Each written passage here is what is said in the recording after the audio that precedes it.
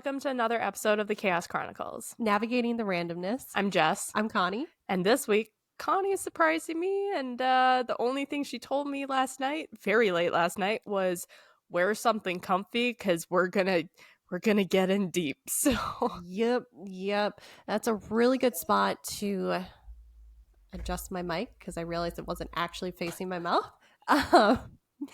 That's a good point to put in a trigger warning. The case that we're going to talk about today, there is going to be descriptions of sexual assault as well as violence. So this is your warning. Before we get into it, though, just a reminder, you can find us on our social medias, which are TikTok, YouTube, Spotify, and Instagram. The handle for all four is at Chaos Chronicles Podcast, and that's Chronicles with an S. We would very much appreciate a like, subscribe, and follow. Yes. All right. Well, I am very intrigued. Yes. Okay. So we're going to set the scene. I think I like doing this like we did on the Lolita episode, which you should check out as well. That one was messed up. That was messed a lot up of in a these different are way. messed up. Yeah, that was just a weird one. This one, not weird, just more messed up. But we're in 2003. The Human Genome Project is completed, in which 99% of the human genome is successfully sequenced by scientists. Ooh. This led to major strides in the research for curing diseases. So 2003, big year. A couple of other big things that happened that year. The Space Shuttle Columbia disaster, in which 7 astronauts were killed on re-entry after being in space for 16 days. This led to the suspension of the NASA Space Shuttle program for 2 years. Wow. Dang. And a more uplifting note, Cristiano Ronaldo made his debut for the Premier League for Manchester United at age 18, and Ronaldo has gone on to become, and this might be controversial, don't come at me, I'm not a huge soccer / European football fan. Ronaldo becomes one of the best soccer players in the world, but he got his start in 2003. Oh. The U.S. is planning their invasion of Iraq, and Arnold Schwarzenegger becomes the California governor, and the U.S. interest rates are at a 45-year record low of only 1%. Can that come back? No kidding. And I think core inflation was something like 1.4%. Yeah, it's a little different today. Wow. Yeah, but that was 2003. All right. So our case starts at 4 p.m. on Saturday, November 22nd, 2003. Dru Sjodin, spelled D-R-U for her first name. Shodin is S-J-O-D-I-N. She was born September 26, 1981. And on November 22nd, she was a 22-year-old student at the University of North Dakota. Yeah, so this UND. UND. Wow, Yep. that's close to home. I didn't go to UND, but I was up there. I was close. You're close. Yeah, well, we're going to be talking about Grand Forks, North Dakota. Yeah. So your area. Wow. Yeah. So Shodan was a student at UND, and she had just finished her shift at the Columbia Mall in Grand Forks, North Dakota, and she had done some light shopping at Marshall Fields, just kind of walking around. She left the mall and she headed to her parked 1994 Oldsmobile Cutlass while on the phone with her boyfriend, Chris Lang. 4 minutes into the conversation, according to Lang's statement, Shodin started saying, okay, and then she ended the call abruptly. Is this an abduction story? Oh, just wait. Oh, gosh. All right. Yep. So Lang didn't think too much of it because this is 2003 and dropped calls were very much a thing back then, especially up here in the Midwest, and you've got distance between cell towers, like especially Grand Forks. No offense. Sorry. Yeah. Like she didn't think it was unusual. Yeah. And he didn't think that there was any urgency in Shodin's voice. So he didn't think anything of it. Well, a couple hours later, about 3 hours later, Lang got another call from Shodin's phone, but only heard static and buttons being pressed. Lovely. The authorities, as far as they can tell, they believe that the second call originated somewhere around Fisher, Minnesota. Between not showing... Where is Fisher, Minnesota? Fisher? Yep. just for context of how far did they go?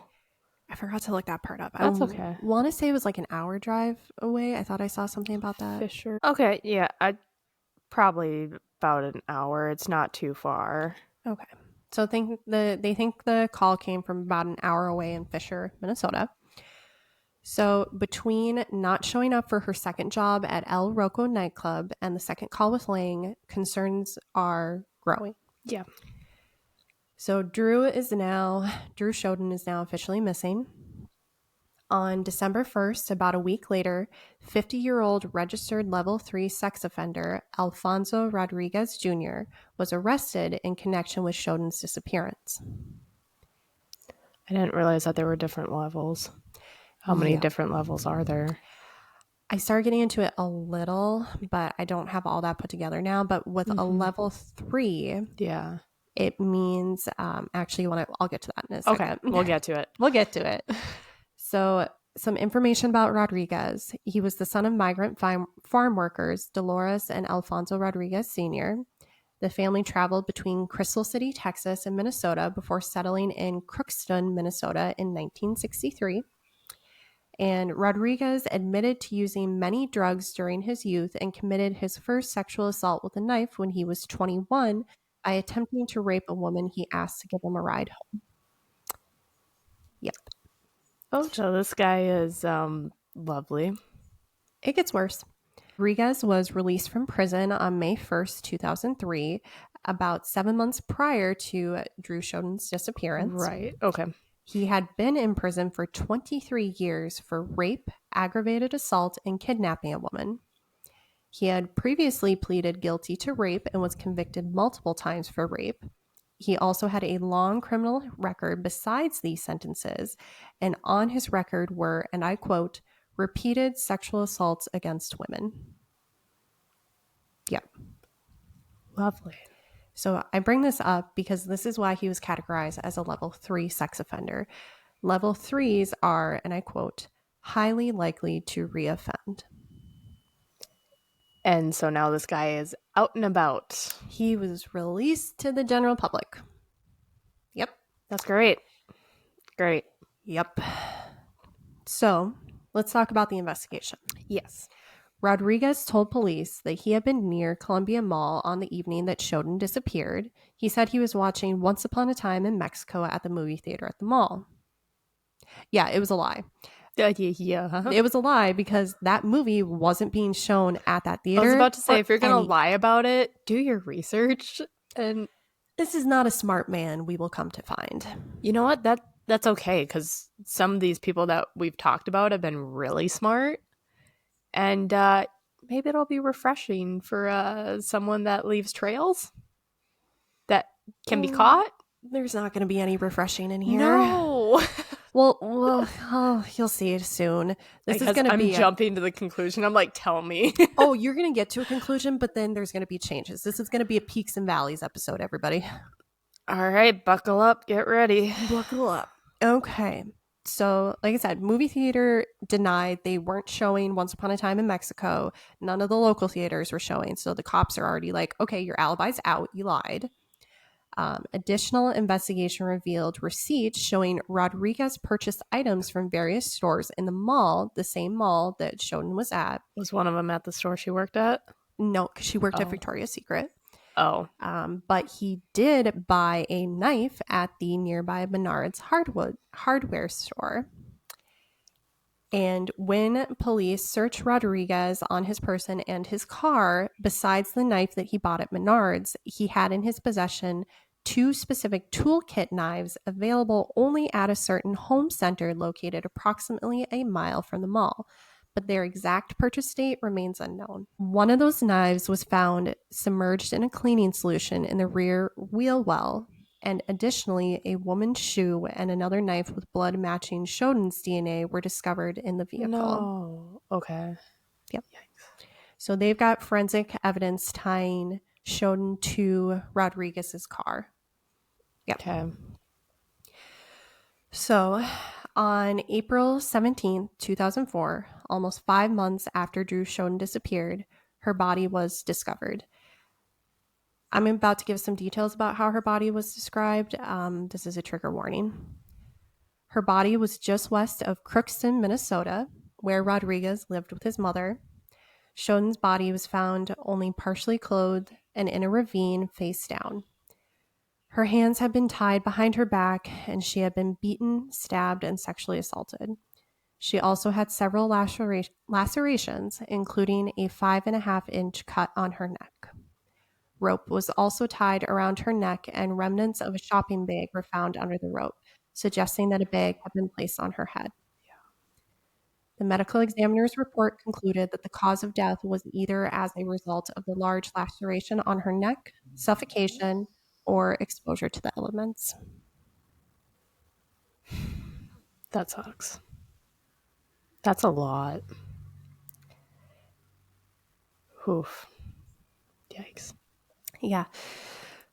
And I actually, before we keep talking about it, I changed some of the wording from how she was described in the sources that I was looking at between Associated Press, some of it from Wikipedia and other news articles, where the way she was described was very objectifying in a way of instead of like partially clothed, they're saying, oh, she's partially nude and naked and pardon me. And I had to change some words. I had to. Do we know what way the cut was? It a vertical cut? Was it? I did not find that. I started trying to find the autopsy reports. Yeah. But this was when I was researching this late at night and I started freaking myself out and I had to go to bed. Yeah, she texted me and she's like, well, I just freaked myself out for the night. Yeah. Yeah. That was at like 11 o'clock. Yeah. Or pretty darn close to. So I did freak myself out. Yeah. And it's just a 22-year-old girl just doing, her normal college job. All of that just kind of struck close to home, and it's physically, geographically close to home. So yeah, something about when it's like close by where you live just kind of hits you a little bit more. It does. So that was how Shodan was found. Thousands had helped in the search for Shodin, and hundreds went to her funeral. This became a massive story because Shodin was just that girl next door, that college kid. Everyone could see themselves or their sister, their neighbor, their friend, their cousin. They could see them as her. And so it brought people out to really want to find her and want to find her okay. Dang. So now let's get into the trial and the eventual appeals. Shodin's case became a federal case since state lines were crossed. And this is important to note. And for those watching outside of the US, we have state government and we have federal government. And as soon as you get into crimes that cross state lines, it goes from the state courts to the federal courts. And this is important because federal court meant that Rodriguez could become eligible to be sentenced to the death penalty if he's convicted. All right. I didn't know that was a thing, so thank you. Yep. And that was really important because at the time, North Dakota and Minnesota, the two states involved, they did not have any laws or precedent for the death penalty. Right. So we go into federal court. U.S. Attorney Dru Wrigley, remember his name, he's going to come up later. Dru Wrigley, like the gum. Okay. And Assistant U.S. Attorney Keith, I think it's pronounced Reisenauer, and Norman Anderson prosecuted the case against Rodriguez. So fast forward to 2006, August 30th, 2006. Rodriguez is convicted in federal court of kidnapping resulting in death for the murder of Dru Sjodin. About a month later, on September 22nd, jury recommended that he receive the death penalty.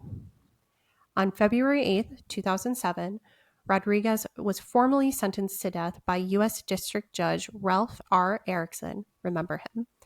Judge Erickson ruled that Rodriguez would be executed in South Dakota. Why South Dakota? That was what I was starting to dig in. And I think it was because, and don't Was it quote me like on the this part, closest state that had the death penalty? I think it was Okay. because North Dakota is here, South Dakota is right under, hence North and South. Minnesota is just to the right. But it was the closest, and I do believe it was the one that had precedent for it. Gotcha. Don't So, quote us. We don't know. yeah, we're not lawyers. We can't give too much of the legal We're just overview. assuming. A lot of assumptions are being made right now. Yeah, on the proceeding Yes. portion, yes. Okay, so then fast forward to October 2011. So, we're at about 4 years after he got sentenced to the death penalty. Rodriguez's defense attorneys, different defense attorneys than his initial, file a federal habeas corpus motion claiming mental disability. Oh, come on. Oh, just wait. Like I said, No. peaks and valleys in this one. So, for those who don't know, habeas corpus is a way that attorneys can appeal to the court that the detention or imprisonment of their client is unlawful and have the client brought back to the court to determine if the original sentence was indeed lawful or not. It's a useful tool used in appeals. I get it. I do. Mm-hmm.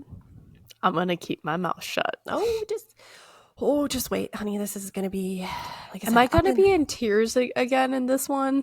For some anger, potentially, yeah. We'll get there. Is it Joan of Arc level?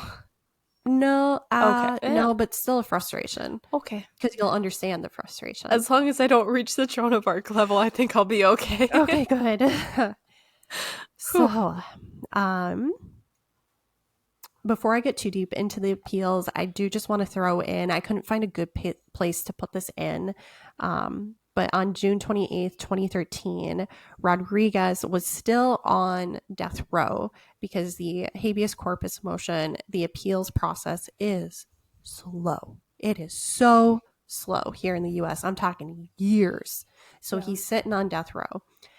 And he gives an interview with Dr. Michael Wilner as part of, death row interviews. And he actually admits his guilt to killing Dru Sjodin. Okay. Mm-hmm. So, he's not saying he's innocent. Yep. We're getting there. Yep. I'm going to store that one in my head to come back out later. Oh, yeah. So, remember how I said to remember a couple of people, one of them being the U.S. Attorney Dru Wrigley, the other one being the Judge Ralph Erickson. So, we're going to talk about Judge Erickson real quick. He, like I said, was the original the original judge for the 2006 trial. And he actually denied several appeals by Rodriguez starting in 2007. So, after the case, Rodriguez and his attorneys have been submitting a host of different appeals to try to get him off of death row. The reasoning behind Erickson's denial was that and I quote, the jury correctly decided the case on the value of each factor for and against the penalty rather than sheer numbers. The evidence is sufficient to sustain a sentence of death. So, Erickson denied the appeals because the evidence was there, the arguments were made. Right. He's not going to overturn it. Okay. In 2021, Judge Erickson. Oh, recent. Yep. Oh, yeah. We're going to get recent. Oh, wow. So I wasn't expecting that. That was a big jump. Yeah. So in 2021, Judge Erickson, he is now a U.S. Court of Appeals judge for the 8th Circuit. So he's gone from, the judge that had handled the trial level to now he's an appellate judge, I believe is what they call it. Okay. Appeals level. And Judge Erickson actually ends up getting the habeas corpus motion on his desk from Rodriguez's attorneys. And the new appeal is claiming that Rodriguez is mentally disabled and therefore his death penalty sentence is unlawful. How is he mentally disabled? We're going to get there. Okay, cool. As long as we're going to cover it, that... Yeah, well, okay. Here's the part that might make you a little mad. Oh, I'm ready. Judge Erickson finds ground in the defense's appeal, and he overturns his original sentence while ordering that a new sentencing phase be conducted due to misleading testimony from a medical examiner and limitations on mental health evidence. Come again? So I'm just kind of Okay, sorry, continue. No, you're good. Actually, I need some tea. Oh gosh. Okay. So, like I said, misleading testimony from a medical examiner and limitations on mental health evidence. Erickson did say, and this is a direct quote, while it is beyond question that Rodriguez abducted and murdered Shodin, the evidence now in the record has led the court to conclude that errors were made that violate the United States Constitution, such that due process demands a new penalty phase trial be held. So he's not saying that Rodriguez is innocent. But now a new trial is to begin, and New sentencing trial to change his sentence. Right. And I'm just thinking, like, this is COVID times. We're so backed up with the court system because of COVID stuff in 2021.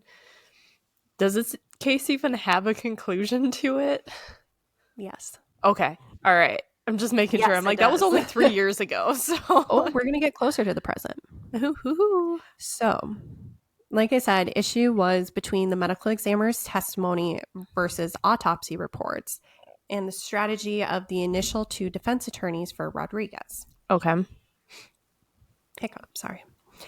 Oh, I'm like getting so worked up about this. I'm like, The hiccups have started. The hiccups have started. I'm worked up. Okay. So I'm going to break down the two portions there between the medical examiner and the defense attorney. So on the medical examiner, and this is a direct quote from Erickson. The testimony in court of Michael McGee, the Ramsey County medical examiner, was unreliable, misleading, and inaccurate. Erickson specifically cited the medical examiner's interpretation of sexual assault evidence, where McGee offered opinions during the trial that were not in his autopsy reports, namely that semen was found during his examination of the body and that the seminal deposit had occurred within 24 to 36 hours of Shodin's death. So he's saying this stuff in court. But it's not in his reports. It's not in his reports, and he doesn't have the scientific literature to back it up. So is he just pulling stuff out of his butt or what? Dude. Yeah, that's the $1 million question. And that is a huge issue for the courts, because if you're going to be handing down a death sentence, you need to be damn sure that your evidence is lining up and that your expert testimony is truly expert and like without flaw. Yeah. Yikes. Yep. So that was issue number one. Issue number two was the original defense attorney's strategy. So Erickson said that they, meaning the defense attorneys, did Rodriguez a disservice by opting to limit the mental health evaluation of Rodriguez, which could have resulted in the possible use of the insanity defense by their client. So, rough translation, the ME was guessing, ME, medical examiner, and the lawyers failed to uphold Rodriguez's constitutional rights by failing to outline the potential of the insanity plea due to mental factors, including post-traumatic stress disorder, PTSD. PTSD, yep. So the lawyers didn't do a due duty to Rodriguez. Okay. Yep, which this is one of the things where in the U.S., no matter how big, how small, the law applies to all and all should get due process. At least that's the theory. So even if you don't like someone, and even someone like Rodriguez still deserves due process, unfortunately.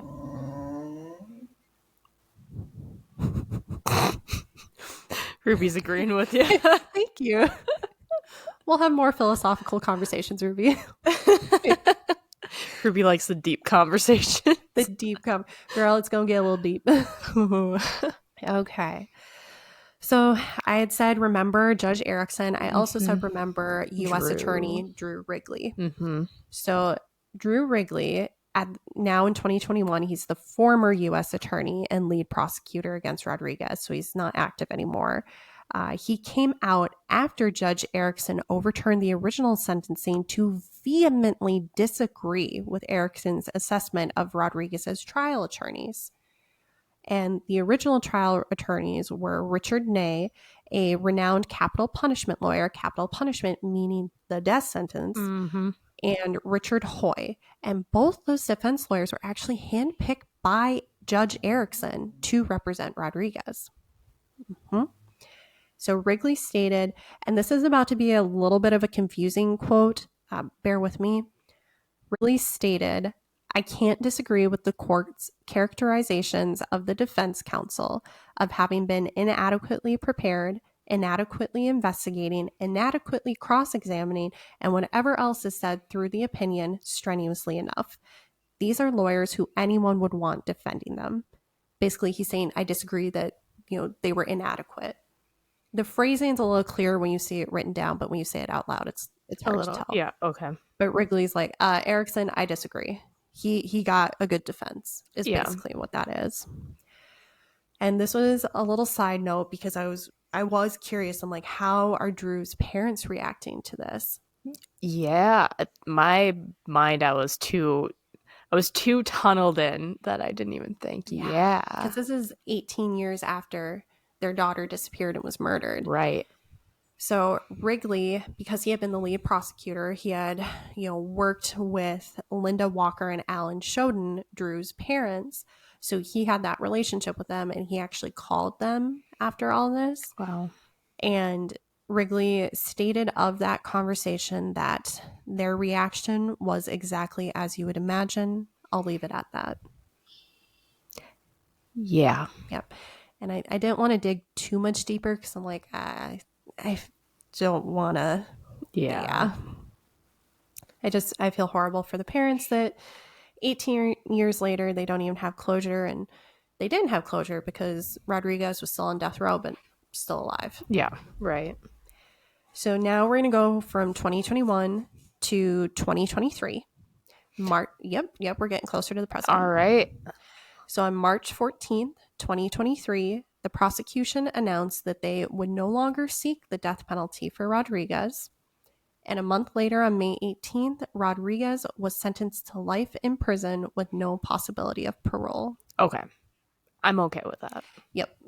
Like you said, this is an up and a down and up and a down. Yeah, I'm okay. I thought you were gonna. I was waiting for the shoe to drop. I'm like, if you say he's out on parole right now, like, I'm gonna lose my mind. I honestly, the way that the research was, as I was reading through the initial, because the way I research these cases is I do a quick overview of it, And then deep dive and into then details. I pick out the parts I'm going to deep dive on.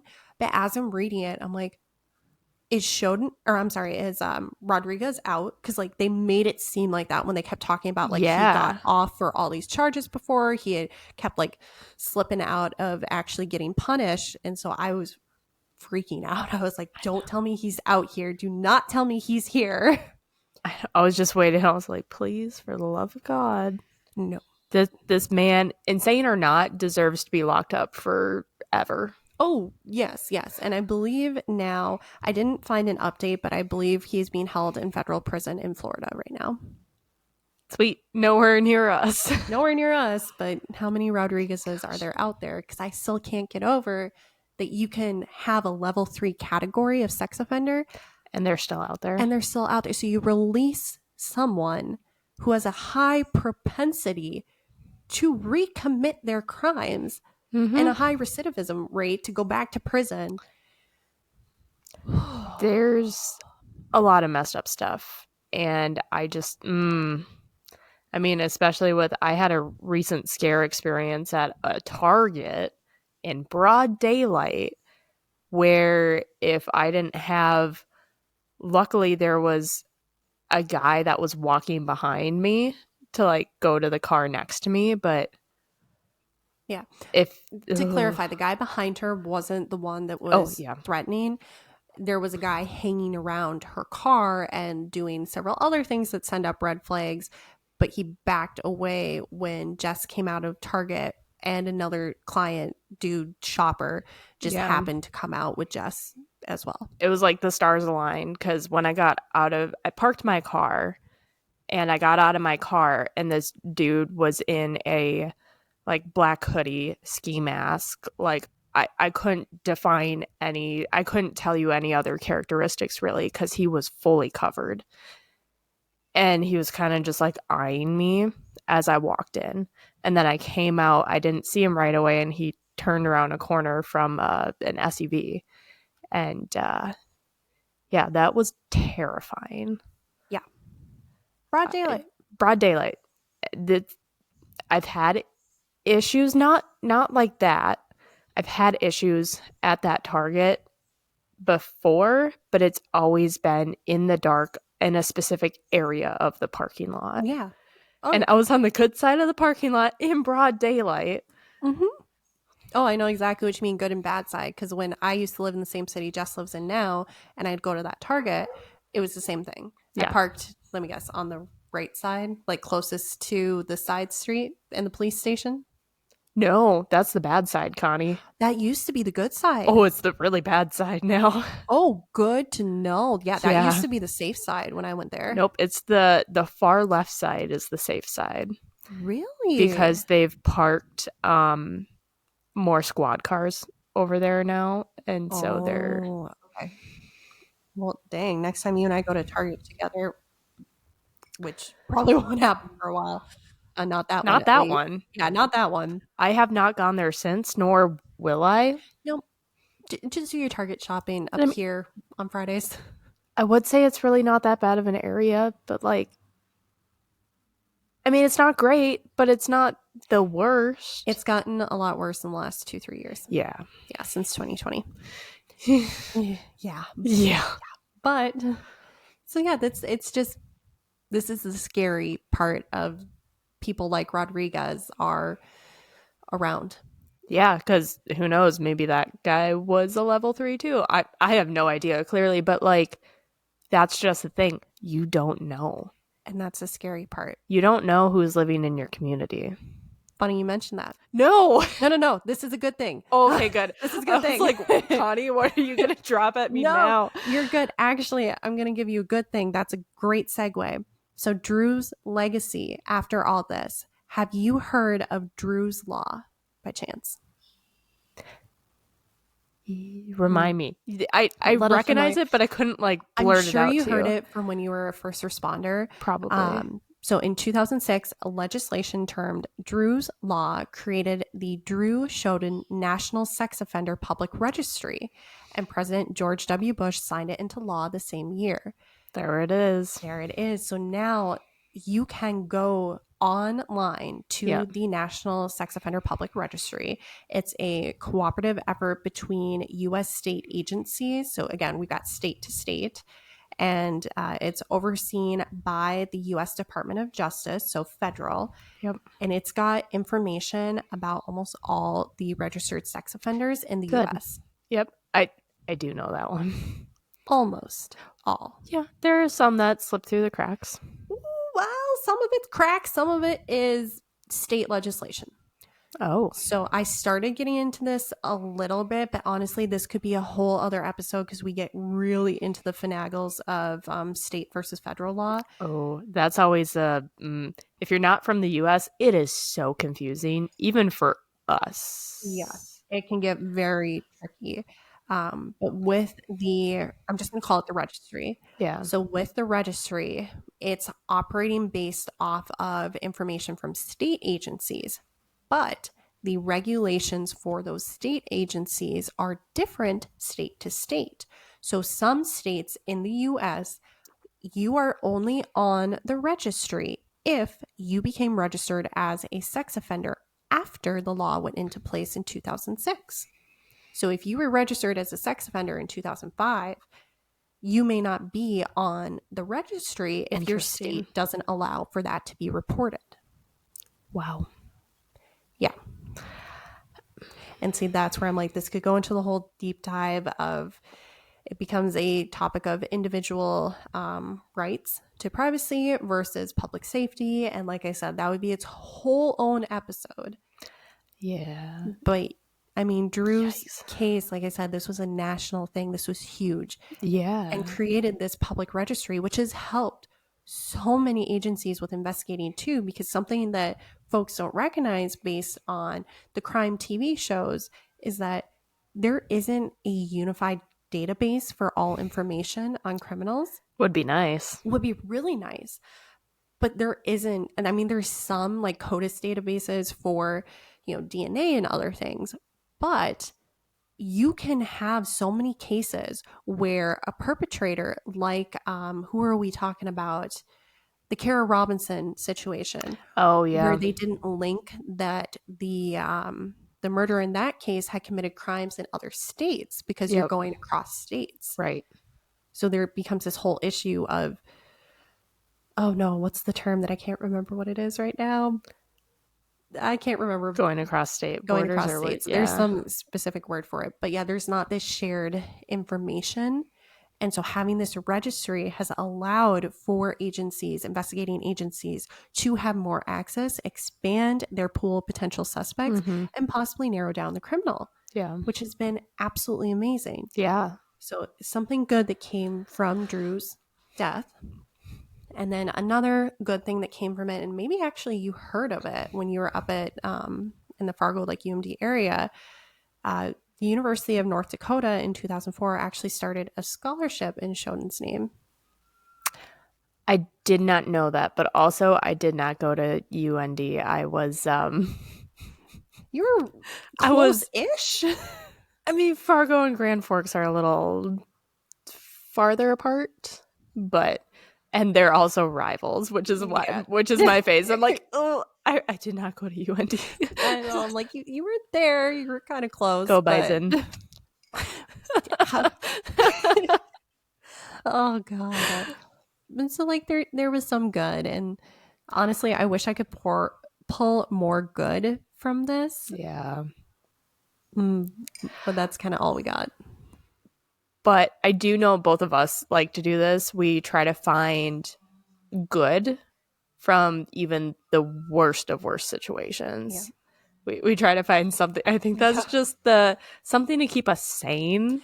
It is. It's definitely not like we're preaching this as a holier than thou. This is what you should be doing. Not at all. No. This is literally what's been our lifeline to get us through some of the shit that we have gone through. Yeah. It's like, all right, to keep my sanity and keep whatever faith I have in religion or the universe, I need to find something positive that came of this. And I recognize that it won't be recognized. It might not be positive right now. Maybe it'll be later. Yes. And honestly, we do recommend trying that. It helps. It has definitely helped me keep sane. Especially, some of the things that we've gone through personally and things that I've seen. As a first responder, yeah. Yeah. A lot of things. A lot of people just don't really think about what first responders do, but you see a lot of things that the public eye won't. Yeah. We're the first people that find people like Dru. So, yeah. But you gotta... My biggest thing was I stopped getting follow-ups about my patients, and I just created a nice, happy story in my mind, and I became a lot better mentally. Yeah, you do got to do that. Yeah. I can only imagine. Yeah. So it's not perfect. No. And we also kind of on that note, like we'll do cases and episodes for you guys where we don't have an answer. Like obviously we've done several like Black Dahlia, Dyatlov Pass, Zodiac Killer. Yeah, all those mysteries. But if we can find cases where we have a wrap up at the end, we'll try to do those for you just because it helps to have some answers. A little bit of closure. Although I don't really feel closure on this one. Like I have to figure out my own stance on the death penalty. But I really don't know how I feel about Rodriguez is still here. It's such a gray area. And I'm not going to say one way or another because honestly, I haven't thought about it enough to be one way or another. But I am just happy that he is locked away for life, and doesn't have the chance to do this to anybody else. So that is how I view it, at least. Yeah, I am going to take that win, but I am just circling back. And this is, I think, what was having me so emotional last night was just there is such thing as a level 3 sex offender. Yeah. And for my own sanity, I'm like, I want to dig more, but That's the thing. Level 3, they're likely to offend again. Why do you let them out if they're likely to offend again? I don't understand that. oh yeah. And you know, I'm sure that prison overcrowding is an issue here in the US. I get it. And funding, I get it. But at the same time, I would rather have the person who got busted for selling marijuana, I would rather have them be released than a level 3 sex offender. Same. Like, if Pothead wants to go get high in the basement, have at it. Don't give pot to kids, please. But like that impact Also, on don't society, lace pot with anything. Thank you. Pot with anything, please. That's been bad. I think it's been a couple years since that, but that was bad. Yeah, there was fentanyl laced pot in Minnesota, and it killed quite a few people. A lot, because you had the teenagers down in their basement smoking pot, and then their parents find them ODing. It was great. It was not good. But yeah, the drug dealer versus the level 3 sex offender, and that's where my brain just started spinning in circles, because I, without, disclosing too much, I am attempting to do a career change to actually get into the legal field, and I have taken the first steps and been accepted to school to do so. And so I'm just recognizing that this is a system I am going to become intimately familiar with. Yep. And it's a frustration that I know I'm going to have to figure out a way to deal with, or I'm going to be driven crazy.